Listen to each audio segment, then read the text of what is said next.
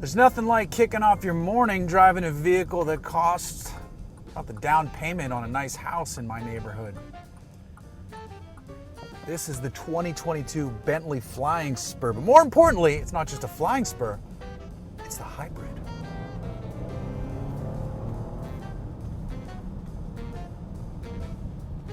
So what does that all mean? What is a Flying Spur Hybrid? Well, on the outside, it is clearly that wonderful, elegant, beautiful Flying Spur shape. This is familiar. It's got Bentley's newest design language up in the nose, and it works really well. This is a good-looking car. I think the blue paint is fun. I like the black trim. I know people are mixed on that. Some would prefer to see chrome here, but I like the black trim. I like the flying bee on the nose. I think it all works rather well. A car like this is an expression piece, a statement piece, and this paint against the black trim does that. Blue on the inside looks fantastic too with red cross stitching. The dark wood, which is like a matte finish wood, it's not shiny wood, is excellent looking and just works really well in here. And this cabin is as comfortable as you'd expect, as lovely as you'd expect. This is a great place to spend time. I mean, it's a friggin' Bentley Flying Spur. But we're here to talk about the powertrain because that is the most interesting bit of this vehicle. So we have a gas engine up front, an electric motor, and a battery pack, and this is a plug-in hybrid. Interestingly, Bentley has not opted for a version of its twin turbocharged V8, or obviously not a V12. Instead, we get the family engine, the 2.9 liter twin turbocharged V6, which on its own is fine. 410 horsepower, great numbers from an engine like that. Paired with the electric powertrain, it does good figures. About 536 horsepower, which is just off what the gas V8 does, which I think is like 542 horsepower. I think we're dealing with somewhere in the neighborhood of 550 plus pound-feet of torque. Interestingly, the electric motor does 295 pound-feet of torque all on its own. So there's good shove off the line. It is still nice and quick for a Bentley. It does all that fine stuff. The best part about driving this is driving it in EV mode. I have it in sport mode. I'm going to put it back into just regular B Bentley mode, and it's going to pop me down into EV drive. And the quietness of the cabin is fully revealed. I have, according to the odometer, 16 miles of EV range left. On a full charge, you're a little bit, maybe right around 20 plus. And you can use it. You can hit speeds up to 80 miles per hour in full EV mode.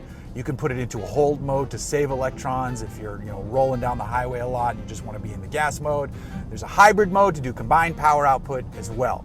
But in EV mode, this car thrives. It is so lovely to let the music from the name audio system just absolutely blast, or just enjoy the ride itself. There's a tiny bit of wind noise, a tiny bit of road noise, but really not much. This is a very nicely cocooned experience, but you'd expect that. What you wouldn't expect is when that engine buzzes to life, because it is not befitting of something that should be under the nose of a Bentley. It's buzzy, it's harsh. It is a fine engine in most implementations throughout the rest of the Volkswagen Audi family. It doesn't fit the character of this car. If I put it back into sport, the engine will kick on. It's just, there's a harshness to it. The noises don't match what you expect of a Bentley. And I get it, we're learning here. The brand is learning what it can do with electrification. The Bentayga was the first one to get electrified bits. That makes sense. SUVs can hide a lot of the weight, but Bentleys aren't concerned about weight. I think this thing is north of 5,600 pounds. It'll still go from 0 to 60 in around 4 seconds. And it does well enough in the corners too when you get on it. I mean, I'm doing speeds I shouldn't tell you about, but it does that in absence of actual dynamic bits that the hybrid doesn't get. The hybrid does not get active anti-roll bars. The hybrid does not get rear steering. It needs the room for the electric bits. So that stuff gets kicked to the wayside, but it handled the curves fine. There's just probably a bit more roll than you would get in the non-hybridized version of this.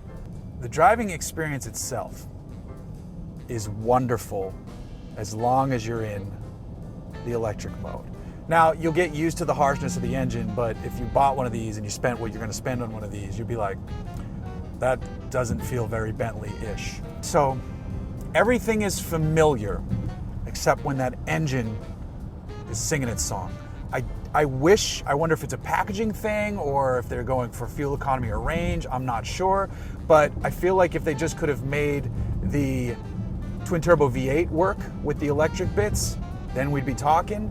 That engine sounds good. You can get the right exhaust note out of that thing and make it a more familiar Bentley experience. But as it sits, the only way you're going to want to drive this is to make sure it's topped up. Now, if you're charging at home, I believe on a level 2 charger, you can fill it in like under 2 hours or something like that. So, you know, it's easy to get that topped up. There is a Bentley charging cable included in this. It looks just like the one you would see in a Porsche, except the font now says Bentley instead, which is kind of funny because the hybrid font on this car reminds me of the font from Porsche. But you know, you're sharing family bits. But things that I like, Bentley specific, I love the center screen, how it rotates, and there's 3 different versions. The actual infotainment stuff looks sharp, easy to read, and I like that it's differentiated from everything else in the Volkswagen Audi family. It looks Bentley-esque. There's a Bentley font applied to it. You can flip it to just have like traditional analog gauges. If you hit the screen button, flips over and you get a cool compass, you get outside air temperature, and then you get a stopwatch. So kind of silly gauges, but it does look cool. But you know, the screen actually looks pretty nice. And then when you turn the car off, it rotates to just a wooden panel so you don't see anything. So is this something Bentley customers will be interested in? Well, according to Bentley, yeah. When they announced this to their customers, I think the figure was, I think I read in Car and Driver that the figure was over 50% of people raised their hands and said, I want one of those. Probably because here in California, you would most likely get carpool lane access, I think, with this being a plug-in hybrid. I don't know if you're qualifying for any tax credits. If you are, that's hilarious. I mean, you might, but you don't need it. Though I think I'm not sure what the starting price is on this. I know this one is $210,000. And some of the options for that are crazy. I have a list here, a laminated list of the Flying Spur Hybrid, the Jetstream 2 paintwork. So, the Mulliner spec with dark gray and bright machined wheels. So the Mulliner spec are the 22-inch wheels, the quilting on the seats, the design on the door panels, the sport pedals, which is metal pedals, leather headliner, which is funny.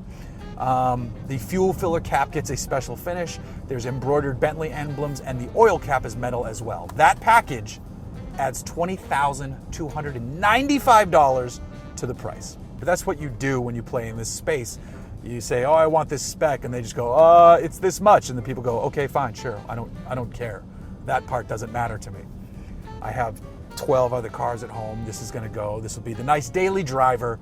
And if you can commute and just run it on electricity, like I said, it is nice, it is quiet, it is serene. We've kicked back down into EV mode, and it's a usable amount of EV-ness in the car, and you can keep it there. Well, I just flatted it and it went. But if I put E mode, let me see, E mode, hybrid, hold, which saves electrons, but back to EV drive, it's supposed to be more aggressive towards putting you in there. I wonder if I go to comfort mode, if that will relax the throttle response. Yeah, it just went back to EV. If I give it gas, oh yeah, see, there we go. Staying nice in EV. We're green in our decidedly ungreen machine. So is it still a Bentley? Sure, absolutely. It's 95% feeling of a Bentley, and oddly, when it's at its quietest, when it's in EV mode, do you get how luxuriously well appointed the interior is, because it's so quiet in here.